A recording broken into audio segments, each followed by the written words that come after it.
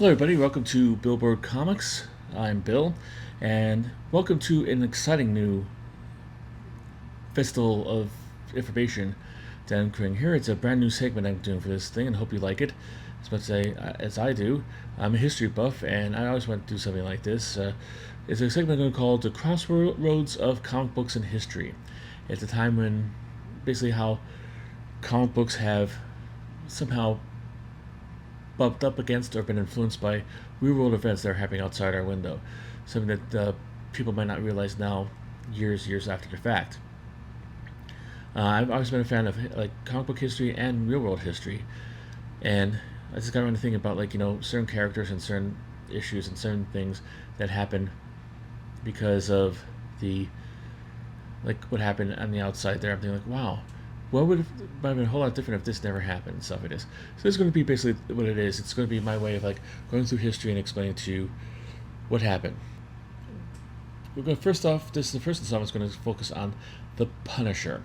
Now the Punisher, it recently came out with a new comic book, Punisher Red Band miniseries, where he is killing his bad guys in the most brutal way possible. Where did this come from? Where did the character come from? What was the ideas behind it, and the social and economic and the historical things that caused it to come in there. What world was he born into? That's what this whole thing's going to be about. The first appearance of the Punisher happened in, every comic book fan knows, Amazing Spider-Man 129, released on October 30th, 1973. Now, October 1973 is a very important time in our history, and if you want to look back and look at America and the world through a microscope back then, you will see the events and problems that the world faced that the Punisher came up into. Now, granted, the Punisher wasn't exactly how he was now back then. He was a criminal, a guy who was kind of sort of a criminal himself. He worked with the Jackal to try to take down Spider-Man. But over time, he got built up to be kind of a man who had a vendetta against the organized crime families and decided to fight them and other criminals, both nationally and internationally.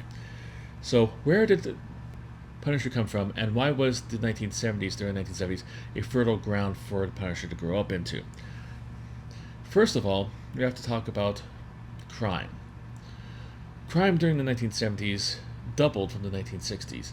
It went from about 5 violent crimes per 100,000 and to 9 per 100,000. America went from a place where it was you could just go sleep with your door unlocked and feel comfortable and safe in your home to you have to buy multiple padlocks to make sure you keep the bad men out, to make sure all the windows and doors were closed in your house. This was the era that spawned the Manson family. This was the era that spawned Ted Bundy and John Wayne Gacy, and later on the Son of Sam. On the day that the comic books were released, a woman by the name of Cynthia Bowers was found in the trunk of her car. Her murder was never solved. People were getting scared across the United States and the world. The sense of innocence was lost, and they're looking for somebody who might be able to counteract the helplessness they felt about the crime. A lot of people didn't have a lot of control other than locking that door about the crime in their city. A lot of people, if you look through the newspapers of the day, you'll see a lot of, it was election time, and a lot of the debates of local and state and even national politicians were talking about what to do about the crime problem. The Punisher offered a solution to that problem, basically by him getting rid of it in the most violent way possible. It was the rise of vigilante, not just like in comic books. This was also the era that gave birth to the Death Wish movies, Charles Bronson movies, which he loses his wife and his daughter's attacked by a home invasion, and he decides to go on the streets of New York and take justice into his own hands.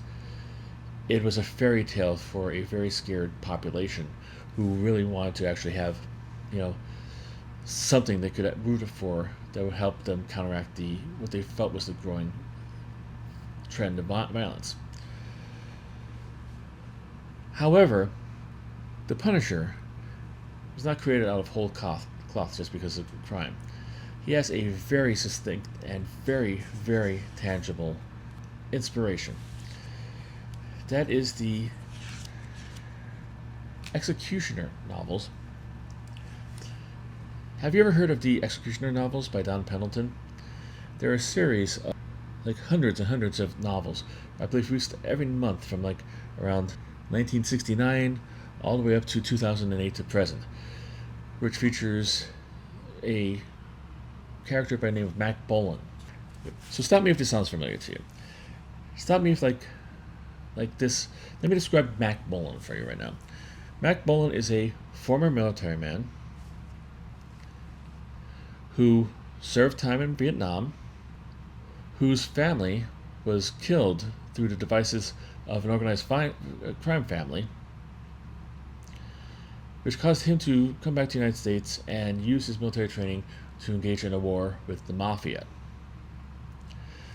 A lot of kind of like, a lot of boxes checked out there, a lot of things that are going like this. Granted, there were differences. The inciting incident with Punisher is that his family witnessed a gangland slaying and were assassinated by the mobsters there to keep them quiet.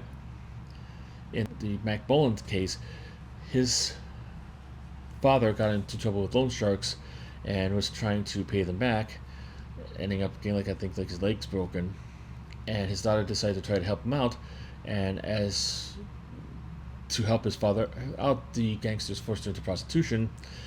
When Mac Bolan's father found this out, that his little girl was doing this, he killed her and then killed himself before shooting the other brother that's at home.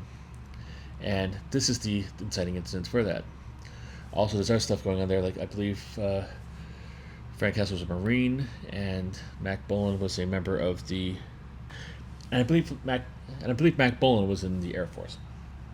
So there was differences, but the Mac Bolan Executioner books were incredibly popular. There's been over 600 volumes of it. Now, granted, they were coming out every month. There's kind of like a cheap pulp novel that came out every month and stuff like this. But even Jerry Conway has mentioned, and it's mentioned on the Wikipedia page, that Mac Bolan was partially the inspiration for Frank Castle, the Punisher. It's so close it should be legally actionable. I don't know why Marvel hasn't been sued by it. I don't know if they're ever going to be or it might be just like a case of hey, live and let live. But whatever, the similarities are remarkably close to each other. And obviously, the Executioner have been published within. It's only 5 years of its first issue being published. It's probably fresh in mind, very popular amongst the pop culture ephemera of the time, and obviously would be well known with audiences as well as the creators of the comic books. But both Mac Bolan and Frank Castle had a specific target at the front at their first couple of ventures. The crime that they fought right out the gate, the reason for their vendetta against crime, was the mafia. Now, the mafia has always been pretty much in the United States from an organized crime has been around since the 20s and the 30s, back in the Prohibition days. But it through the 40s and 50s and 60s, it kind of laid low underneath the radar. Many people didn't. I remember growing up in Pittsburgh, Pennsylvania, where Russell Buffalino, who was a character in Martin Scorsese's The Irishman, was the mob boss of the area. High Italian American population there, and the thing going around town, you'd hear from the old people, when anytime the word mafia was brought up, there's no such thing as a mafia. I don't know if that's because they're scared of it or because everybody wanted to keep a low profile, but the low profile went out the window with the publishing of The Godfather by Mario Puzo. The Godfather, the book, and later the movie adapted by Francis Ford Coppola, was big in getting the mafia into the forefront of pop culture, history, and the minds of many people. it was funny that the first time like the movie was made there, that Francis Ford Coppola was suggested quite strangely by a mafioso, supposedly as the story goes, to not mention the mob or the mafia or anything like that in the film, or giving qualifications what he could say or what he can't say. And for all it first of all, it's one of the best movies in the history of movies. It's the top five on the AFI's top 100 of all time. Every time they do one of those things, but it also was seen far and wide by film goers when it was released, and years later in like revival houses and when home video came into play. It won Oscars. It became a big deal, and it exposed a whole bunch of people who might have not have any idea of what organized crime was, had no mafia in their hometown to speak of, and it gave it it informed people of it. But more than just informing people, it gave it kind of a glamour to it. It became kind of like a cachet. It became like the code of honor. The you don't go against the family. You don't do this. We don't do that. We do this. We do that. It became funny because like before Godfather released, the mafia was like really kind of like afraid about not letting it out and having not being portrayed in a bad light, to mobsters dressing like the characters in the movie and talking like the people's characters in the movie, and the movie lexicon becomes part of their lexicon. It became a big kind of thing. But the fact that like The Godfather built up the reputation and the exposure of the mafia kind of made the mafia a kind of a good target for like crime dramas and crime lords and crime like fiction. You see a lot of nothing sells like success, and nothing can be copied that can be copied again and again and again. So not only were there also clones of The Godfather, Don Penham chose the mafia, or at least like a lower level, Loan Shark, who's connected to the higher mafia system through chain of command, as the antagonist for his Mac Bolan. It's also a case of like why Frank Castle had his family killed by the mafiosos, and the war of the mafia would go on for decades for Frank Castle, and also for a limited more sense of Mac Bolan, because there are custom-made, colorful villains, and The Godfather already gave all the people who were reading these books and comic books what they needed to know about what a mafioso was. It explained the whole principle to them better than you could. It didn't have to spend a whole bunch of pages or a whole bunch of artwork to describe like what the organized crime was.